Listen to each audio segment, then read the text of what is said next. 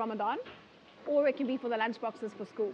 If you fill them up correctly in the morning before they leave the house, they're also less inclined to make bad choices at school because they're sustained already. So if they've had white bread and peanut butter for breakfast, or a, I don't know, waffle, cornflakes, whatever, yeah, they're going to be hungry by 10 o'clock and they're going to grab whatever they can. Your body will continue to give you a single signal that it's hungry until you've met your protein quota for the day.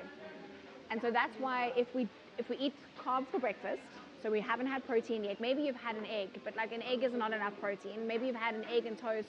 A lot of my clients that come to me for weight loss guidance, they're like, oh no, I eat protein, I have 1 egg and 2 slices of toast. I'm like, that doesn't count, right?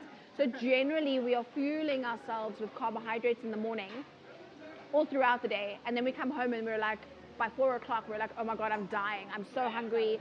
I've been running on caffeine and cornflakes all day. And when you get home and you grab the first thing that you can, which is probably the packet of chips in the cupboard or a slice of toast, and then you sit down and you have your supper, which is a curry with rice. So it's more carbs, and the amount of protein you've had is so much. And so a good rule of thumb in terms of how much protein, is not getting in enough protein at all. So if you work with a base of 2 times your body weight in grams, so if I weigh 60 kilograms, 120 grams of protein, that's the minimum I want to be getting in a day. It sounds like a lot if you think that your 1 egg in the morning is all that you need. But it's actually not a lot if you are eating steak. If you eat a steak, if you eat a 250 gram sirloin, you've met your protein quota for the day, right? So as soon as you start incorporating actual meat into your diet, you'll start to quickly understand that it's not that hard.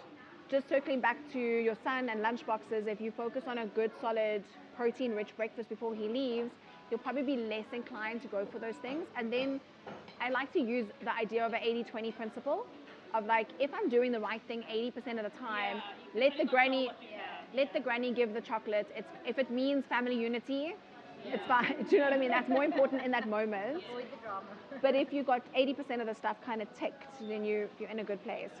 And so for Ramadan, just circling back to starting your day right, we mentioned hydration, but then a high protein breakfast is the other thing that you want to focus on. And often we're focusing on this massive lavish spread. So one of 2 things happen. Either you have a family and you want to feel the pressure to put out this lavish spread for breakfast, or you're a single person and you're just chugging in the water next to your bed and a smoothie and going to sleep, right?